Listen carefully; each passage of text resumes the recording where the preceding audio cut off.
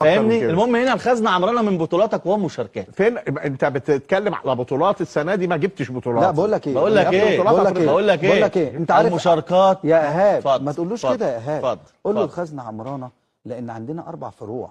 يا ابن اللعيبه يا فاجر. ال4 فروع لا ما هو كل ده بيدخلوا فلوس كل ما شاء الله تغطي كل دي مداخيل. لا ازاي؟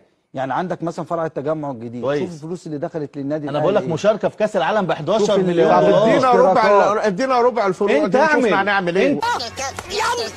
تعمل ادينا ربع الفروع دي نادي الزمالك هيعمل ايه؟ انت معاك ادي مجلس اداره نادي الزمالك نص. معاك فرع بقاله 23 سنه. مش بقول لك كامله، انا مش عايز كامله، انا عايز نص الامكانيات. معاك فرع بقاله 23 سنه. حلو. عملت في ايه بقالك 23 سنه؟ ما تحاسبش المجلس اللي اشتغل، حاسب المجالس انا ما بحاسبش عمرو. ما انا لا املك ان احاسب حد ولا حد يملك، بس املك ان اقول لك بشكل عام انك بقالك 23 سنه معاك فرع ما دقتش فيه مسمار. تمام، انا مش مختلف معاك، بس انا بكلمك في ان ما تحاسبش المجلس اللي اشتغل. المجلس اللي اشتغل وعمل اوراقه وبدا يشتغل في فرع النادي ما تحاسبهوش.